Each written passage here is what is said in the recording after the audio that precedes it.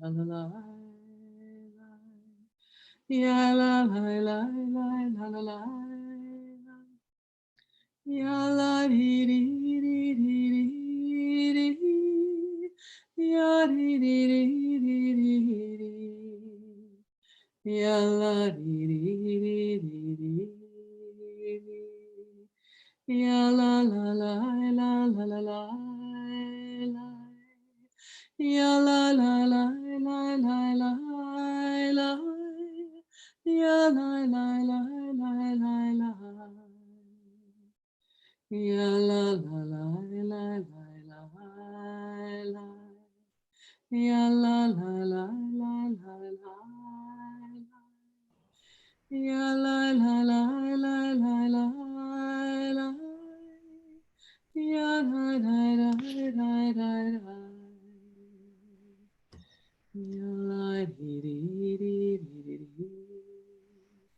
Super. Hi, everyone. For those of you who have been a part of our virtual village in the last couple of weeks, thank you all for being here.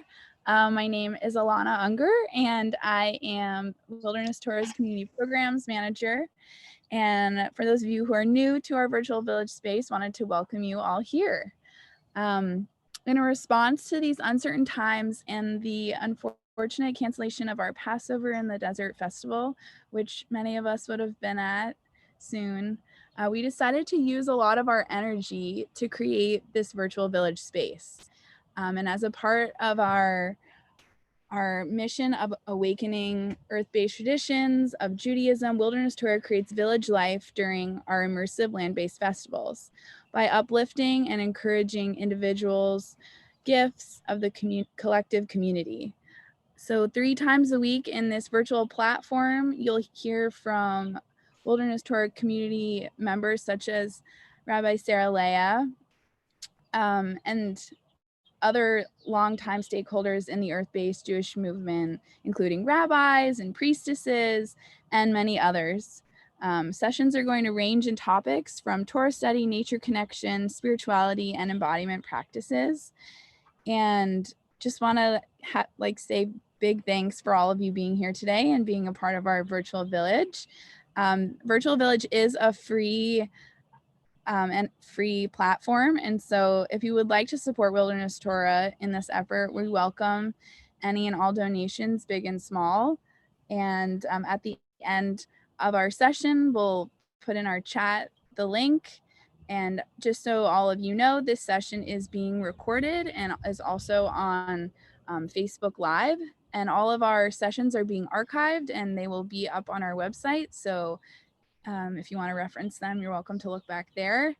And without further ado, really excited to invite and welcome Rabbi Sarah Leah, who was ordained by Aleph in 2005. She served as the rabbi for Chochmat Halev and is a long-term member of the Wilderness Torah community. And we're so grateful to have you here today. Thank you. So, wow. So I'm just going to take a minute or two, not even a minute or two, but just a few repetitions of that nigun that I was chanting before, just the melody, just to ground us. And I'm going to try to switch this so that I can see all of you. And so ya la di di di di di di, ya la di di di di di, ya la di di di di di, ya la la la la la la, ya la la la la la la la, ya la la la la la la. Ya la da da da da da, ya da da da da da. So Moadim L'Simcha, which means times of joy, and this year is a time for us to find our joy in ways that we wouldn't otherwise expect to find it. And I'm just feeling a lot of joy seeing everybody's faces, and wishing that I could take my computer to a place where I could show you my view from around the corner from where I live, which is looking at the east side of Mount Rose and the Sierras and the high desert. And because I feel like that would be a real wilderness Torah thing to do. But here I am in my apartment, my little house that I share with my kids in Sparks, Nevada, Nitzotzot. And when I was approached to teach this class, it just immediately, I realized that I wanted to try to bring this practice to as many people as possible, realizing that an hour is going to, it's not quite enough time. And at the end of our class today, if there are those who are sparked by this content and by the practice and by wanting to deepen their knowledge of the Sfirot and one aspect of Kabbalah, I'm happy to continue this offline with folks, and maybe we can get our own little group together. And at the end, I'm going to post a link to everything. You don't have to worry about notes or anything like that. Everything that I've, all the text that I bring up today, you'll get a Google Drive link to, as well as much, much more. And also I'll give you my email address, and feel free to contact me if you want to continue the process. So we're 4 days into the period of time between Pesach, between the second night of Pesach actually, and Shavuot. And as Zelig has said many, many times, there's Zelig, you can say hi, Zelig. Zelig, who's been my teacher and my student, and we've just been in this together for a long time now, reminds us always that although we have a historical sort of social aspect to the holiday cycle, that they were originally earth-based cycles. And so this is a 7-week period of time where the children of Israel, where the Israelites were each day raising up a certain measure of their barley harvest and waving it before God and offering it as an offering. And so it was really a time of incredible gratitude and very deep connection to the rain cycles, having just switched our prayers from the prayers for rain. We did this on the first day of Pesach, the prayers for rain to the prayer for dew. And of course, dew is this unasked for gift from the divine, from the universe, that without dew, the land of Israel and certainly other desert places like where I live couldn't exist, because the dew is the condensation of whatever rain or whatever moisture is in the air. And so we're in this period of time of incredible gratitude for the rains and for the harvest that is coming. And then, of course, the rabbis went and they took this period of time and said, this is a period of weeks, and we're going to go into the text from the Torah in just a second, a period of 7 weeks that leads from Passover to Shavuot. And isn't that interesting how we're going to end up in 7 weeks at the base of Mount Sinai, ready to receive the Torah. And then there was another aha that happened, because whenever anything happens in cycles of 7, the Kabbalistic light bulbs go off in the minds of our Kabbalists, probably from the Middle Ages, particularly those who ended up in Sfat, although it was before that in the Zohar in Spain and France and places like that in the 11th and 12th centuries.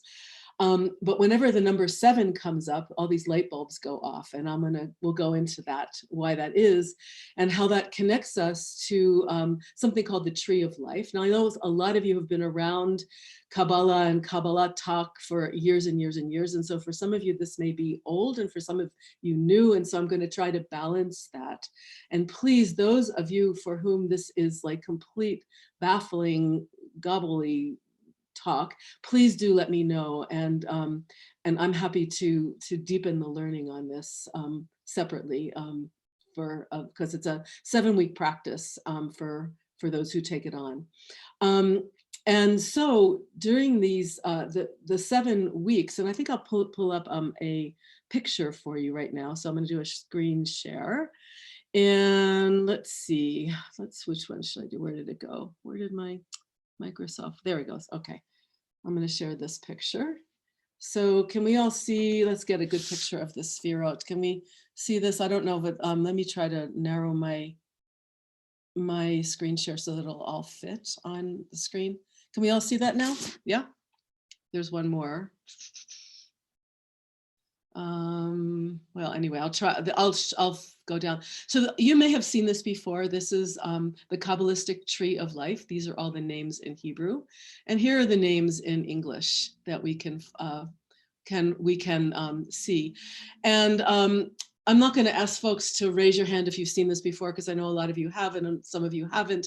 But what we see is that there is an upper part of this tree. They're all done in triads. And there's a lower part of the tree, the last 7.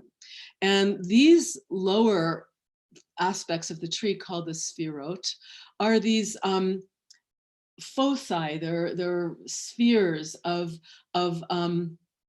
energy that go from the infinite into the finite. And this is a tree that you can climb up from here. We're down in this area, and climb up to that which is closer to the divine up here, or it's a channel of energy coming down from the divine into our world. And whenever we see the number 7, we work with these lower 7 sphirot that are the sphirot that are manifest in our world. And I'm going to move up to this other picture right here, right now, where you can see the sphirot can be put on the human body. It's an embodied practice.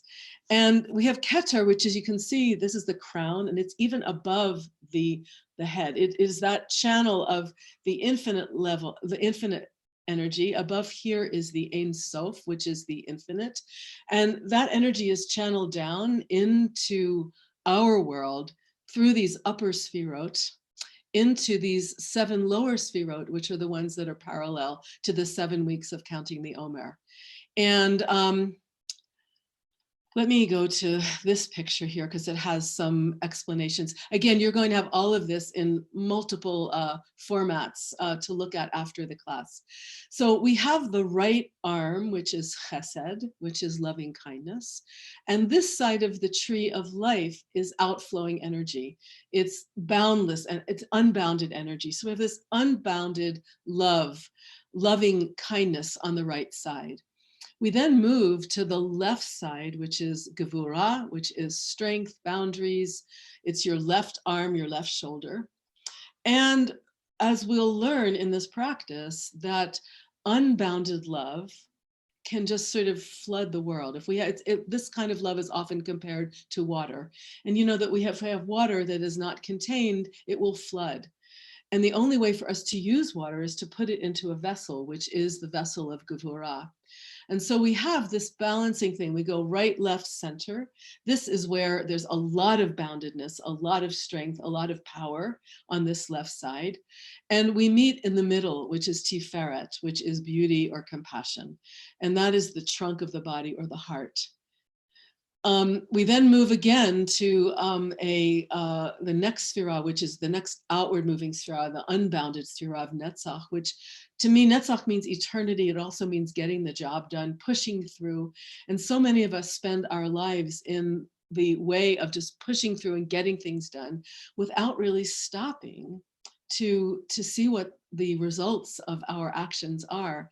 And that's what Hod teaches us. Hod is, it holds Netzach. This is the right leg, this is the left leg.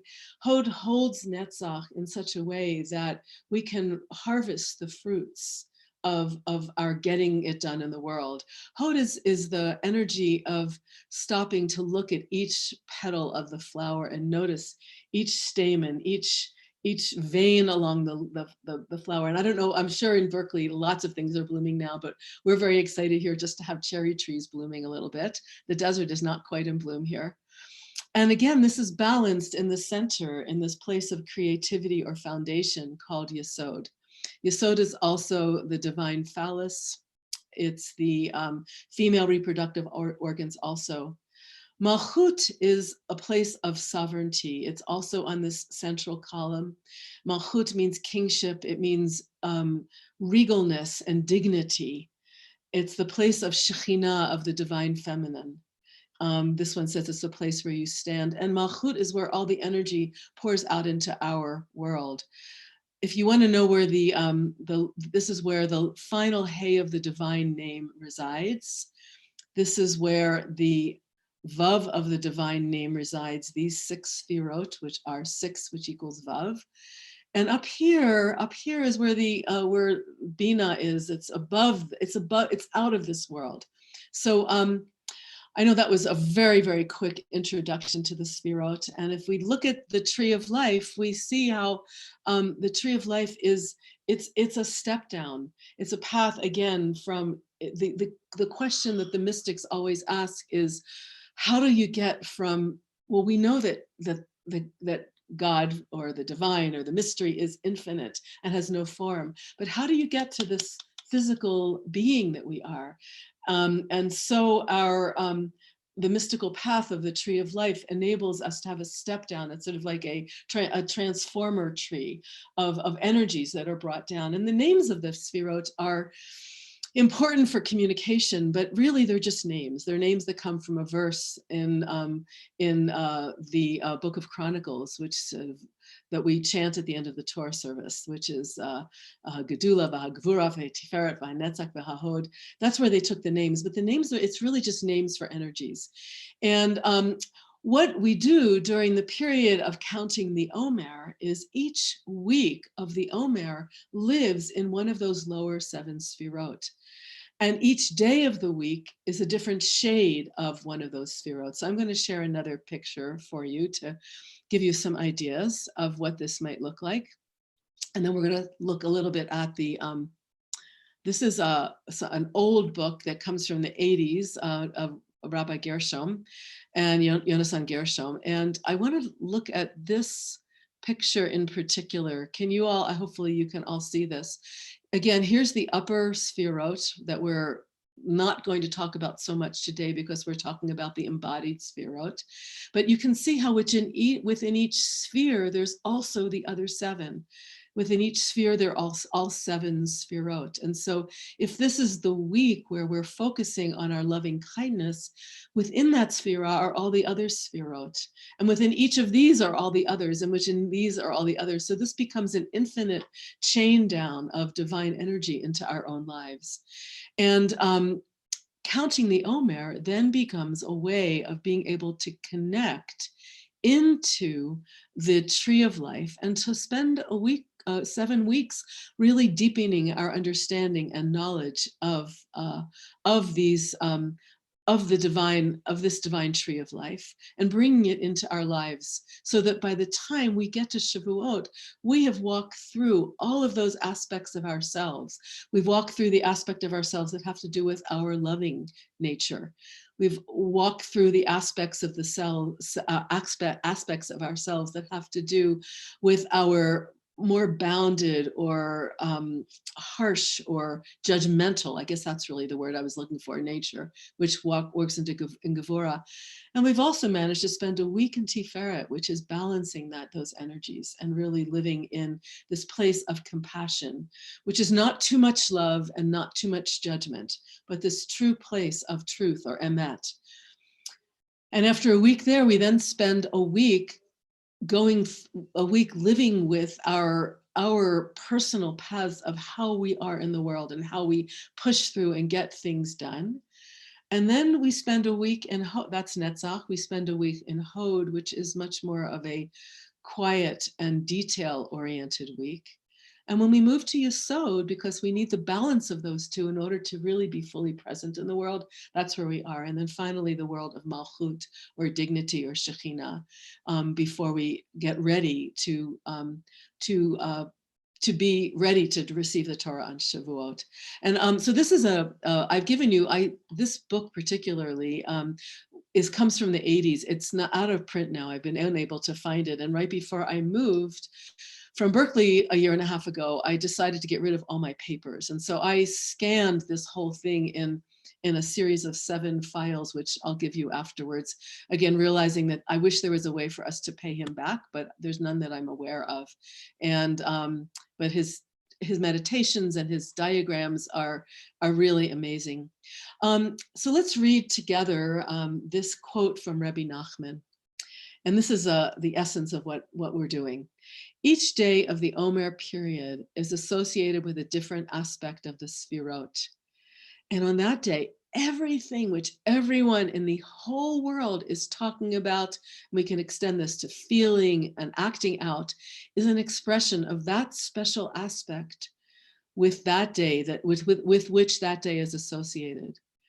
And those of us who cultivate the understanding to hear and recognize these energies in the world will understand this. So what I'd like to do now is I'm going to stop that screen share. And I would love to be able to take questions. If someone wants to put something in the chat, I'm happy to do it, but I'm going to probably just keep moving through the material that I've brought today, even though it's not the way I would teach if we were sitting together in a circle, hoping that we'll be able to have more of a discussion later on if you want to continue the learning. But what I'd like to share with you now is the liturgy that goes with this and the magic that comes with the practice of counting the Omer. And I'm going to share, whoops, that's not what we need to do. I've had, oh, here it goes. Let me see what's shared on the screen. Let's get back to this. Let me stop this share and let me try this again. Where's my Word file? Okay, let's see if this works. Is that, so are you seeing this thing that says Wilderness Torah Counting of the Omer? Are you all saying that? This is it, yeah, okay. So what I did was I put this together in a way that hopefully our community can learn and understand a little bit better. I put it in both transliteration and translation. And what I'd like to do is go through the practice and then see where we get with speaking about this week's Sphira of Chesed and seeing how we might bring that into our lives. So any positive mitzvah, a positive mitzvah is one that involves action. And so there's positive mitzvot and there's negative mitzvot. The positives are the thou shouts and the negatives are thou shalt nots. And a lot of us, I think, routinely do the thou shalt, a positive mitzvah, for example, lighting candles on Shabbat and holidays. And we say the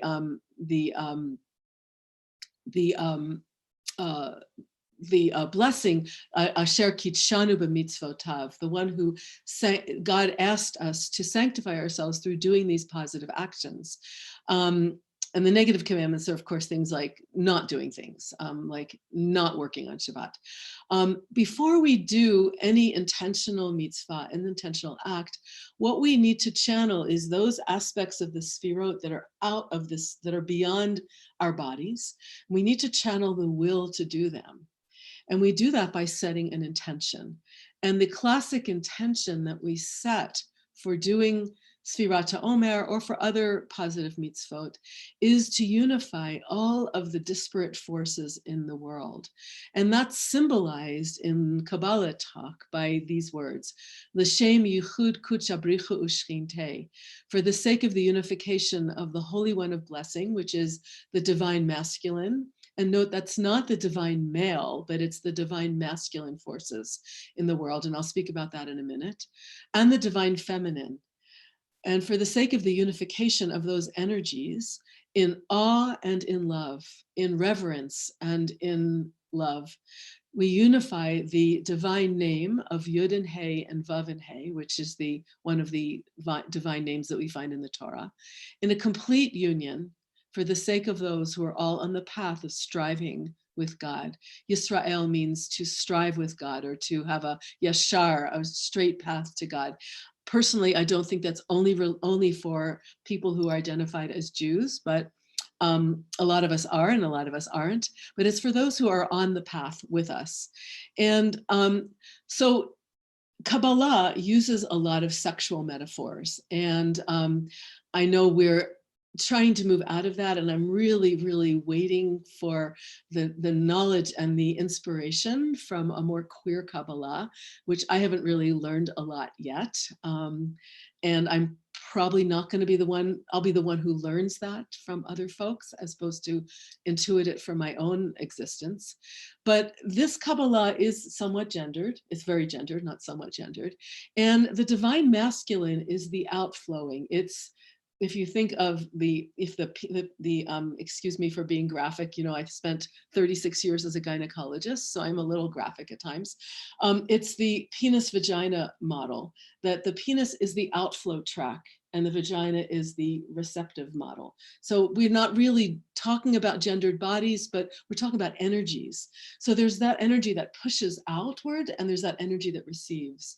And so the Holy One of Blessing, the masculine energies in the world are those that are bestowing, bestowing, and bestowing. And the feminine energies are those that are receiving. But we then know, and we've learned this from the story of the breaking of the vessels in Kabbalah, that if all you do is receive and receive and receive, you split, you break, you can't hold all that light. And so what we've learned through that tree of life, and if you remember the diagram with all the arrows going, that as each vessel receives the divine light, it has to pour it out to the next level.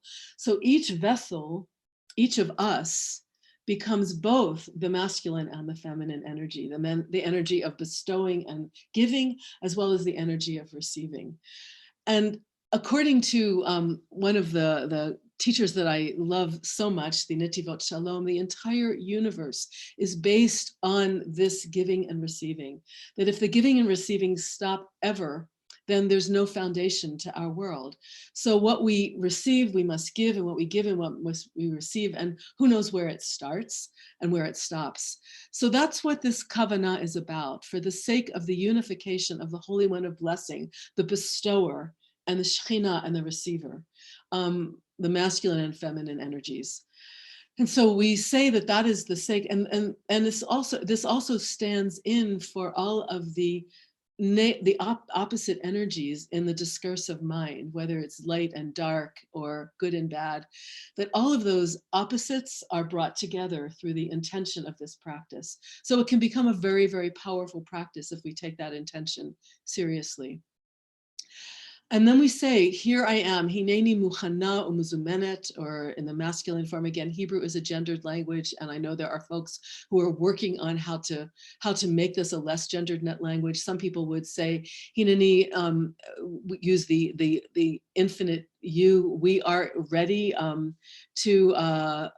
but I'm trying to remember how to conjugate that, which I can't do on the spot.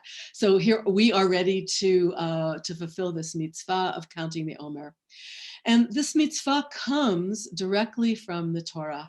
The Torah tells us in Leviticus 23, and you will count to Sfartem Lachem, from the next day after Shabbat, which the rabbis interpret as the second day of Pesach, from the day that you first brought the sheaf of the wave offering of the barley, you complete 7 complete Sabbath cycles, and the next day, which is the 50th day, you offer a new meal offering, mincha chadasha l'Adonai, offer a new meal offering to God. And so we've gone through this 7 weeks of 7 days, and then we are ready to offer ourselves as a new offering to the divine. And then we say this Kabbalistic invocation from chapter 19 of Psalms. Vayhi noam Adonai Eloheinu aleinu. May the pleasantness of God be upon our hands, and may God establish the work of our hands, and may the holy work, may our hands be, the work of our hands be established by the divine. So we say the intention, and then we get ready to say the bracha. And the bracha is just like lighting the Shabbat candles or doing anything that's a positive mitzvah. Baruch atah Adonai Eloheinu melech haolam, or there's a feminine, you can feminize that if you'd like. Asher kitshanu b'mitzvotav v'tzivanu al sfirat haomer. Here you are, O Holy One, who has asked us to sanctify ourselves through these connecting acts, and asks us to count the Omer. And then we specifically say the day of the Omer, which we'll do at the very end of our class. And what I would love to do, and love to have the time to explore today, but I don't think we'll be able to in the time, is there happens to be this magical psalm, which is Psalm 67, which once you get rid of this first line, which is an introduction, which says it's to the chief musician for stringed instruments. And it's interesting that you'll see the word netzach in here, which I just really noticed this year, to the one who gets things done. The rest of this this psalm has exactly 49 words, which is one word for each day of the counting of the Omer. And today, the word would be Ya'er, which means to enlighten us, for there to be light shining down upon us. And so we could say this, and this psalm very much connects us to the earth traditions, because it is all about the divine salvation, as well as singing and joyfulness, and let all of the peoples be able to sing, and let the earth yield her produce. So there, hidden in this practice, is this prayer for the earth to be bountiful, and that we would be blessed with by God. And that all the ends of the earth, kol afsei aretz, will be in that sense of in that place of reverence and awe. So there's the psalm, and then there's the Ana B'choach prayer, which I'm also happy to go through in more detail with all of us at a later date, if you'd like to do that. This is a magical prayer. I say the word magical not in a sense that hopefully won't get hackles up. It's a mystical prayer that has power, the power of the divine name.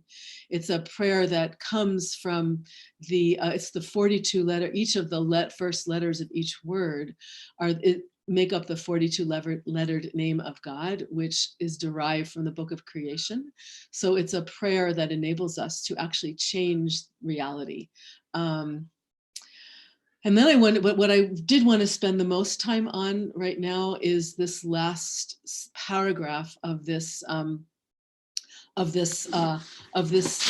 Omer practice, which is all about the Kabbalah of this Omer practice, and why we're doing it on a spiritual level, and how our very own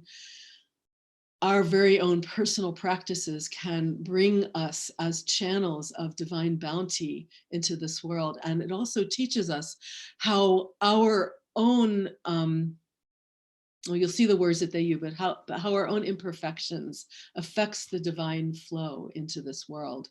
And so it gives us a lot of responsibility. And I'd like to look at this in detail, and we'll use the English. So it says, Master of the universe, you have commanded us through your servant Moses to count the Omer. And the lines, the next part of this is actually this part that's here saying the verses from Leviticus.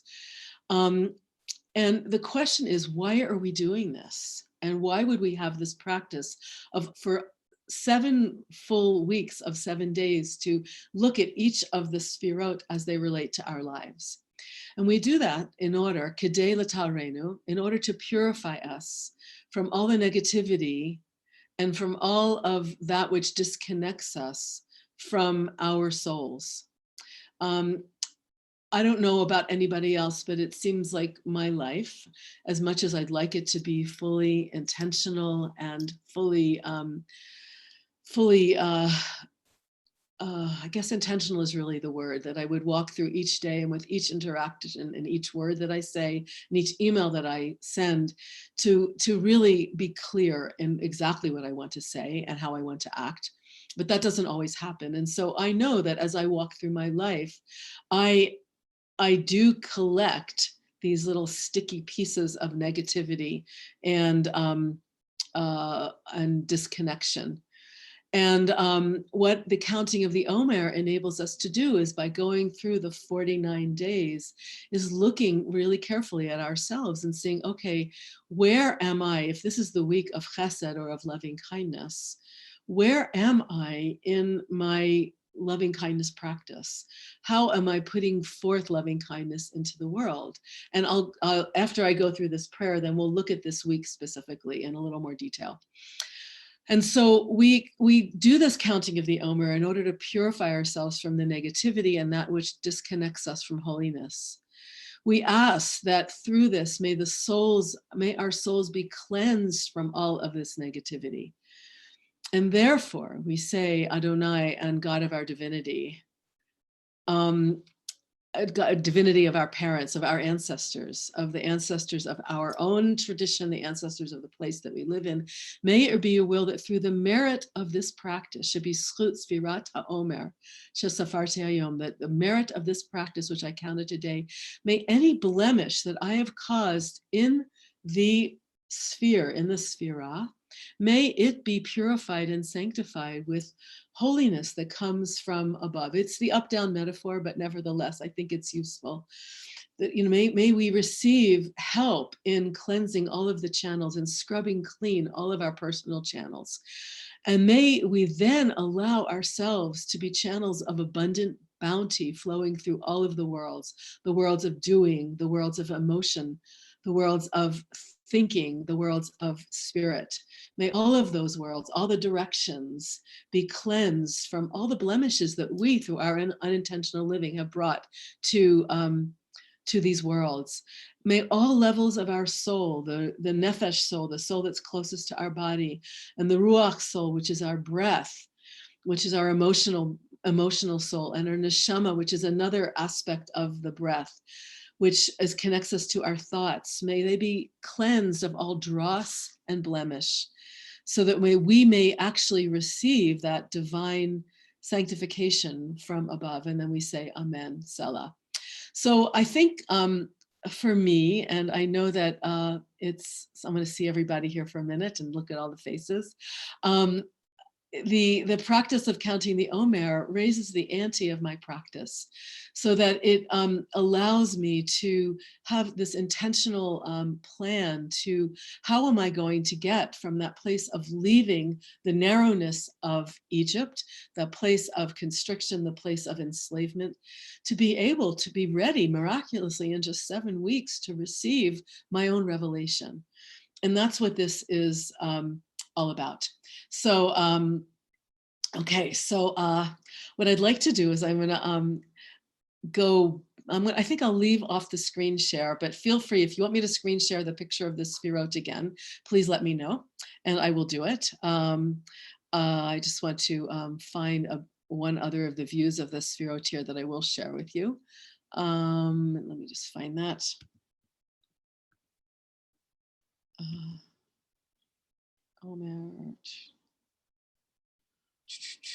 I guess it's not where I'm looking at. Okay. All right. We won't do that then. Okay. So what I wanted to talk a little bit about and is what chesed might mean in this week. And I'll leave a few minutes at the end to show you some of the resources that you have to do this practice on your own. And again, I'm offering to continue learning with you all if you'd like to continue in a way that's more personal and interactive. But we talked about chesed as being loving kindness. It's the right side of the tree. It's the first stop point after the more infinite energies are coming down into our world. And it's this sense of the ultimate in connectedness. And it's also the ultimate in pouring out of our own love. And so on the first day of counting the Omer, we were back, which was back on, when was the Seder? The Seder was Tuesday night, was it? Tuesday night, and then second Seder was Wednesday night, is that right? No, next night, Thursday night. Okay, Thursday night was the second night of Pesach. So back starting on Thursday night, we were in the Sphira of Chesed, and we were in the day of the week that is Chesed. So that is called Chesed Sheba Chesed, which is loving kindness of loving kindness. So it would be the most absolute expression of loving kindness that we could manifest or that we could imagine in the world. And we ask those kind of the questions of ourselves. So where am I with my loving kindness? And does my loving kindness, is it sufficient? Are there ulterior motives that I'm not aware of in my loving kindness? And people will do various things. They'll either do meditation, sometimes journaling, sometimes walking meditation, sometimes just thinking about it and putting the question out into their consciousness about, well, where am I with chesed in the realm of the ultimate of chesed without boundaries?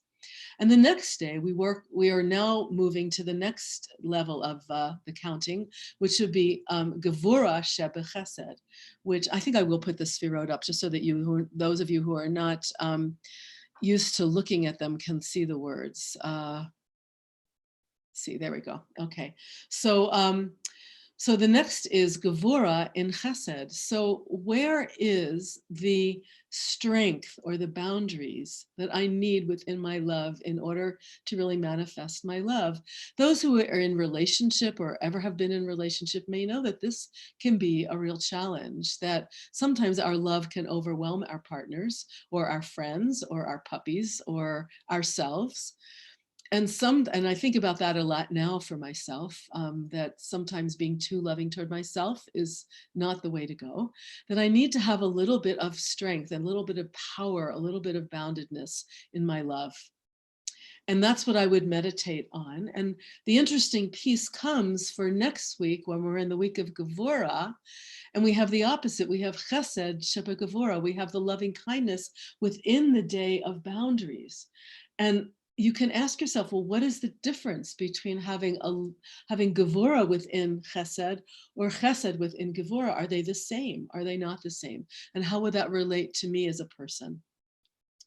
So so this was Thursday night. This was Friday or Shabbat. And this week, I find that always really fascinating. It's one of the patterns that manifests year after year. This week, Shabbat, which is the day of, it's a day of rest and connectedness. Every week this year, the Gevura will manifest on Shabbat, strength or boundedness. And then on Saturday night and Sunday, we have this balance place, which is a place where I love to rest. And we are in Tiferet Sheba Chesed. So yesterday I was meditating about how can I be balanced in my love? How can I take a little bit of Gevura and some Chesed and balance it in compassion? My spiritual teachers have taught me over the years that compassion is not the same as loving kindness. That compassion is able to see a larger picture, to see myself or another person or the world situation with both Chesed and Gevura, and to be able to see it in a place of balance. Today, we are in the 4th day of counting the Omer, and we are in this place of Netzach. And so the questions I've been asking myself in a really serious way is, how have I been pushing through, just pushing really hard in order to be loved and to love? And how has that affected my ability to be loving? And how has that affected my relationships in both positive and negative ways? For me, there's been a lot of challenge in Netzach Sheba Chesed in my life. And it's the desire so much for love that I think it's sometimes gotten in the way of my really being loving. And then we'll move tomorrow or tonight. Leah, we have a message in the chat. I wanted to. Sure, please. Yeah. Erin has a question saying, have they done any neurobiological studies attempting to correlate the left and right aspects of Kabbalah with brain imaging? Yes, and I don't know fully the answer. I know about brain imaging. Certainly if you go up to the Tree of Life, and I was just learning this, and I'm happy to, once I actually read it, I listen to it. Apparently, yes, there's definitely the Chokhmah, which is, again, it's the more of the higher levels of consciousness in Kabbalah, is more associated with the right brain, the parallel processing in the right brain. And Bina, which is the discernment, is very much the left brain, which is sequential processing. And actually there's I'll tell you the name of it. I just wrote it down.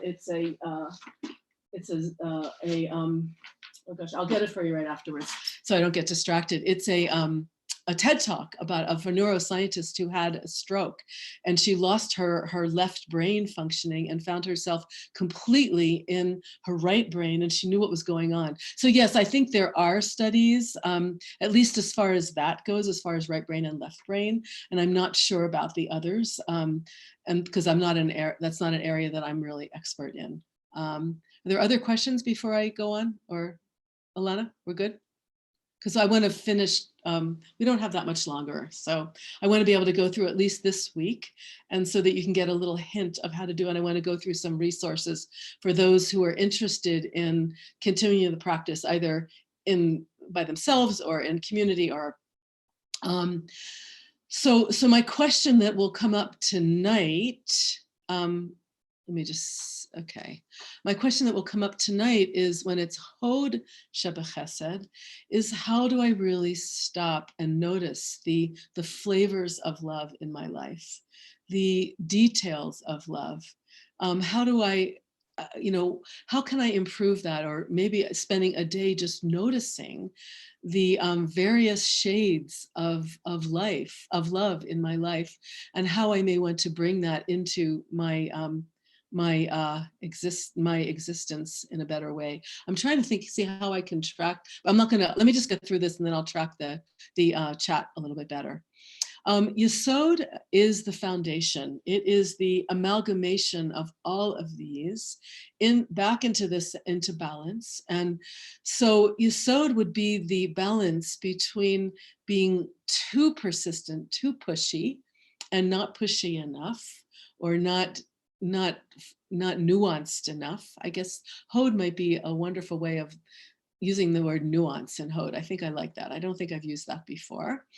And Yesod will be a balance there. And so what I might think about as I'm meditating tomorrow night will be, how do I balance that need and desire and wanting so much to bring love into my life with the more nuanced, quiet, appreciative aspect of love? And then finally, we'll come to Malchut, which will be Wednesday night. Every Wednesday night will be Malchut, and we'll be in Malchut Shebechesed. Malchut is the, as I said before, the divine feminine, the regalness, the dignity. I love using the word dignity for this sphera, the dignity within love. It's finding that final, going through all of these triads, left, right, center, and then we're finally in the center as it's going to manifest in my life. And so here I may set some intentions for how I want to manifest love in my life. As we go on. And then next week, we'll do the same thing with Gevurah, with strength, with boundaries. And we'll spend a day where we're trying to bring a little bit of softness into our boundedness. We'll try to bring balance into our boundedness, into our boundaries. But yet we may on the Netzach day want to really push through and want to be more boundaried, and see how that would serve us. And we walk through all of this sfirot on each day. So I'm going to unstop this share so I can see you all and check the chat real quick and see. Yeah. Rabbi, I had a question. I typed it into the chat as well, but Sure. Just more on the actual how do we do this? I've never counted the Omer before. So Sure. do you meditate on the upcoming day after you've counted, or what? Well, that's it. So there's a couple tricks, and I tried not to get too strict about it. First is that you do want to try to count with the bracha. And if you feel like using the practice that you'll have all of these resources in the chat. We'll give you a Google Drive with everything you could possibly want. There's also what I suggest, and it's not my usual practice to send us to Chabad. However, Chabad has a thing called the Omer counter, and there's an app. And if it's your first time ever doing this, the app is actually quite helpful. David Seidenberg, who's part of our Chevra, also has an app. And if you just put in the App Store counting the Omer, you'll come up with a couple different apps. But the one from Chabad is called Omer Counting, and it's got some orange and green on it. And David Seidenberg's has some colored sfirot on it. They give you some intentions. But yes, I think the more you can bring whatever intention and whatever degree of practice you choose to, but the practice would be to count the Omer, to establish in your intention what the day is and what the shade of the day is. And then either to have a definite time for meditation, be it 2 minutes, 5 minutes, 10 minutes, or just to have that intention filtering through your day and maybe have yourself reminded at different times of the day to check in about your sphera. You made a star. Everybody, I want to introduce you to my granddaughter. This is Hazel. And look what she just made. Wow, how beautiful. Wow, good job, Hazel. Hazel, I'm going to finish with my friends in just about 5 minutes, okay? And I'll come out and be with you, okay? What? I promised her something. I promised her matzah brie for lunch. Okay. All right. So this is why that is why I'm here and not in Berkeley. So yeah, so it's definitely a practice. And I must say the first few times through, the first year or two through it, it's baffling, and but yet by counting the sphirot and doing whatever learning you choose to do, it's one way of really actually getting an understanding of what these magical sphirot are. And because, just learning the names is not really just always the, is not, I mean, it will help you learn the names, but there's layers and layers beyond that. So, and let's see, Zelig says, Gevurah and Netzach seem to be more aligned, as do Chesed and Hod. Why are they crossed on the tree? Interesting question. I think they're crossed on the tree. Again, I think it's a great question, and I'm glad. I'm going to give you that. Both Netzach and Chesed are outward moving. They're flowing outward from you. So Netzach is pushing forward in the world of just getting things done, and Hod is this overflowing love. I mean, and Chesed is this overflowing love. Both Hod and Gevurah involve a staying in place. Does that make sense? My teacher, Andrea Cohen-Kiner, always taught me to dance the sphirot. So you go Chesed, Gevurah, Tiferet, Netzach, Hod, Yesod. And you can actually almost lean out into the right. You'll have that picture of the embodied sphirot where you can actually think about where in your body they are and bring them into your body. But I agree with you that Chesed, the way we use the word Chesed and Hod, do seem to be more of a sort of quiet, meditative, loving kind of practice. So we're almost done. I have 5 minutes, and I know there's a lot of people. Marla, remind me and separated. The throat chakra is probably in Da'at, but that's a little too complicated for right now. But I do have a beautiful picture that comes from, I believe it must be from Portugal, of the sphirot with the Kundalini, and I can post it to that. And it has all the chakras on it, and I'll post it to the Google Drive so you can get it later on if you go back into the Google Drive. So.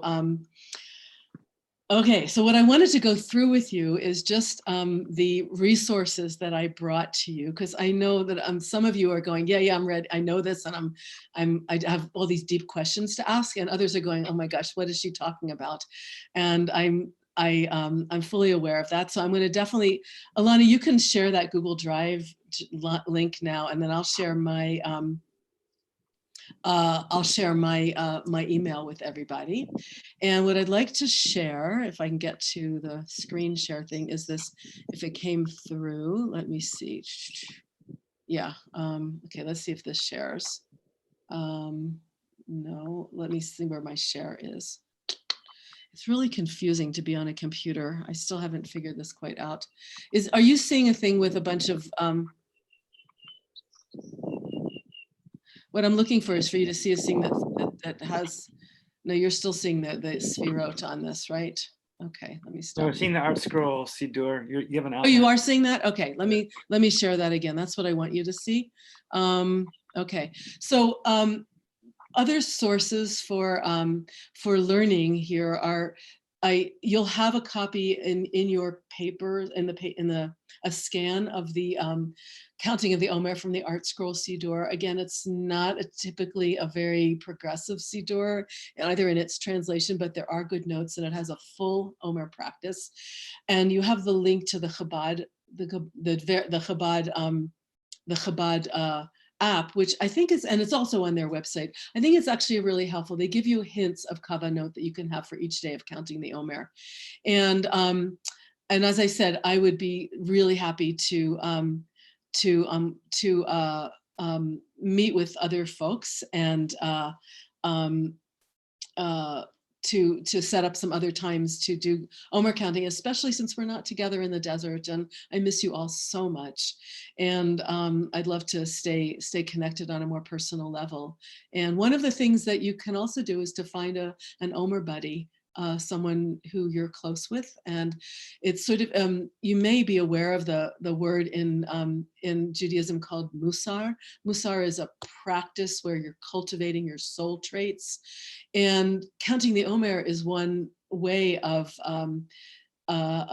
refining the soul traits and of really talking about them. But it is a meditative practice or a shared practice where you can share with another presumably human being or a being of some kind with what what's in your heart and how that particular practice, that particular trait is resonating in your life on that particular day. It could be a wonderful practice to do with a partner, an intimate partner, or a friend, or someone that you're just connecting with. And I'm sure we can figure out a way to connect folks if they want to find somebody to be a Sphira buddy during this counting time. And let me just look through the chat here. Yes, you're going to get all the written sources. I'm going to give you the Google Drive. Do you want me to get the Google Drive, Ilana, or do you want to pull it from the email I sent you before? Yeah, I shared it, but I can share it again. Did it come through? Oh, that was, I see it's in the same one right under wildernesstorah.donate. It's right underneath there. So you'll see that in the chat. And I will also share with you, what did I say I would share with you? The TED Talk about this woman who got to experience her right brain, having been a left brain scientist all her life. And also my email address. So I think I'll type that to you now. And I think that they asked me to finish at 11:55. So it is 11:55, and I feel like all I've done is talk for the last 50 minutes. And I'll sort of want to apologize for doing that. But on the other hand, there was just a lot of information to get, and I would love to set up a way if there are those who'd like to talk more intimately about any of these questions. And Amanda has a great way of counting through collaging or imaging, drawing. Yeah, absolutely.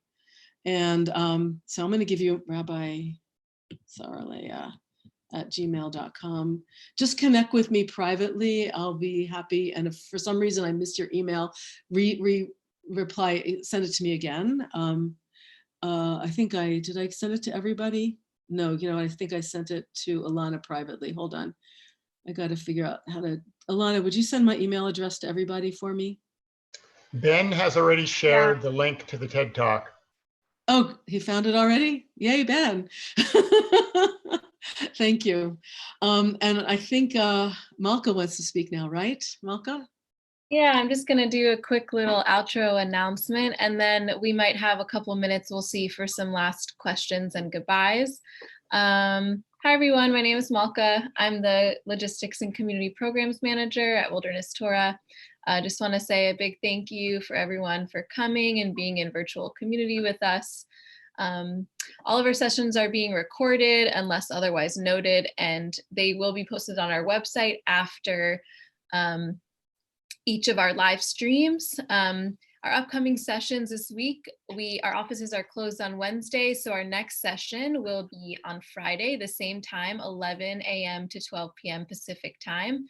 It will be led by the amazing Rabbi Jill Hammer of Kohenet, and she will be teaching the red heifer and the red thread, finding holiness in life and death. It's going to be an incredible session, and we really hope you'll join us then.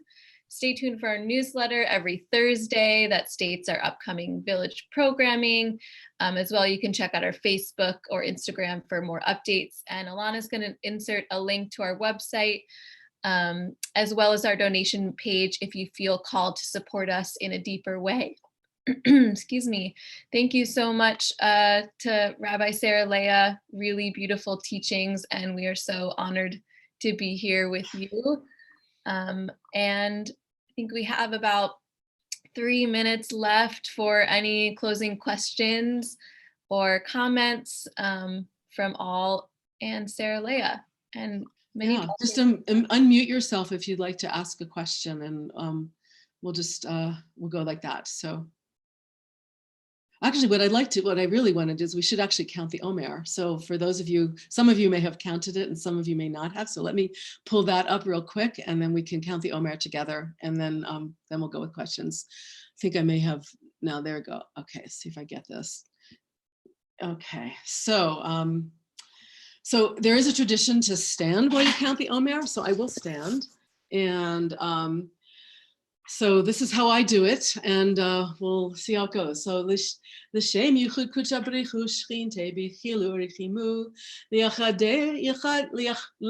shem yod he b'vav he b'yichudash shalim b'shem kol Yisrael hineni mechuna u'mezumenet l'kayim mitzvat aseh shel sfirat ha'omer. We'll go down to the bracha here. Baruch ata Adonai Eloheinu melech haolam asher kitshanu b'mitzvotav v'tzivanu al sfirat haomer. Hayom arba'a yamim la'omer. Today is the 4th day of the Omer, and you'll have that counting in the resources that I gave you. And today, as we said already, is Netzach Shebechesed. So if you want to try to do this in your body, you're on your right leg and you're leaning to the right. So we are like leaning really far to the right. We're doing that kind of yoga pose to really lean to the right. We're like in a day of complete outpouring of energy with very little boundedness. And that's just where we are today. So, and let's chant this last line. Let's chant Ana B'choach together, and then the last paragraph. So, Ana B'choach kedulat yamincha tatir tzurura kabel rinatam chasagvenu tareinu nora nagibor toshe yichudecha kevavat shomrem barchem tarem rachamem sidkatecha tamir gomlem chasin kadosh berov tuvecha nahel aratecha yachid ge'ele amcha penei zochre kedushatecha shavatenu kabel ushemat tza'achatenu yodea ta'alumot Baruch Shem Kavod Malchuto Leolam Va'ed. Ribono Shel Olam Atzat Tzivitanu L'Dei Moshe, Master of the Universe, you have commanded us through Moses, your servant, to count Sfirat HaOmer in order to purify us from our negativity and that which disconnects us from holiness. May the souls of your people be cleansed from their impurity. Therefore, it may be your will that in the merit of Sfirat HaOmer, which I counted today, any blesh that I have caused in the Sphira of Netzach, Sheba, Chesed, be rectified, and may I be purified and sanctified with supernal holiness. May abundant bounty thereby flow through all the worlds. May it rectify all levels of our soul, nefesh, ruach, and neshama, from all dross and blemish. And may we be purified and sanctified with your supernal holiness. Amen. Selah. So, okay, so I'm going to stop the share. We can stop the recording now, and if anybody wants to stay on for a few more minutes to ask anything, you're welcome to, or do we need to stop the class, Malka? I'll stop the recording and Okay. we can have a few minutes for questions. Thank you. Yeah, if there's a few messages for questions, I can stay on for a little bit. So just unmute yourself and move